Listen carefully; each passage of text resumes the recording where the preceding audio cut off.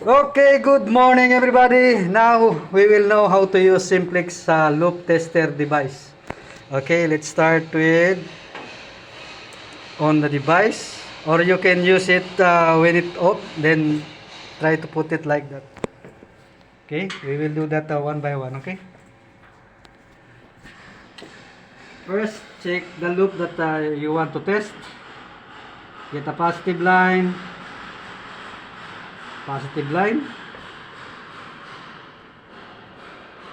and negative line.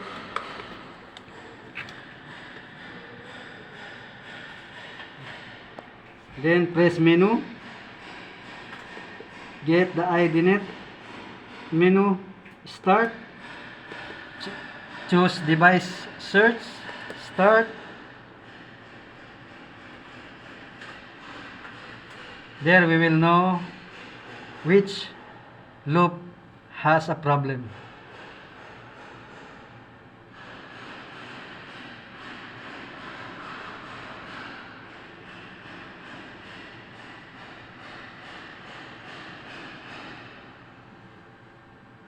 Just a few minutes.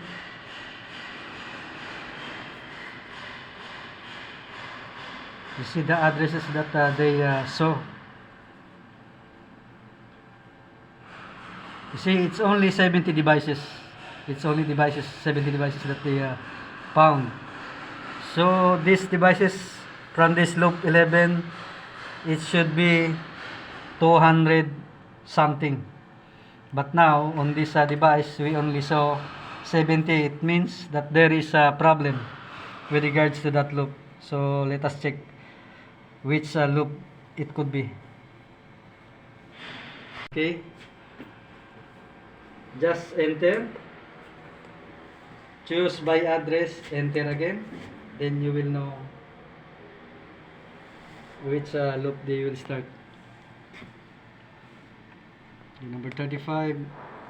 So it means 35, they show 35, but on 36 up to 51 is missing.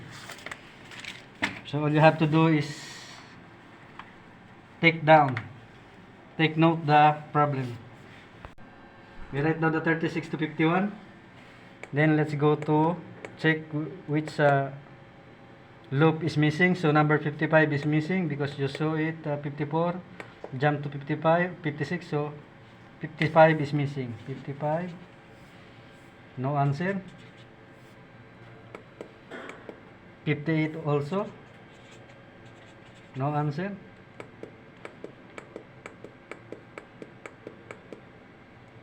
67 as well.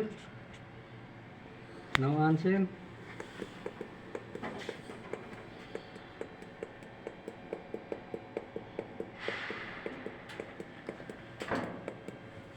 So 86 invalid.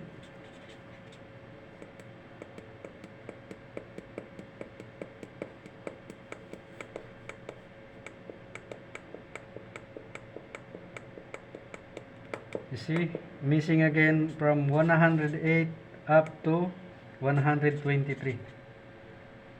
So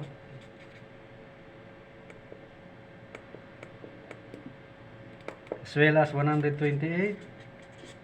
No answer.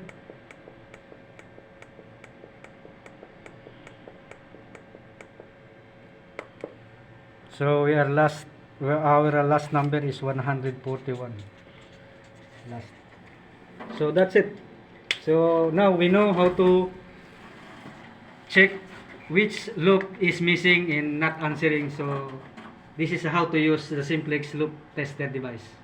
Thank you. Mas.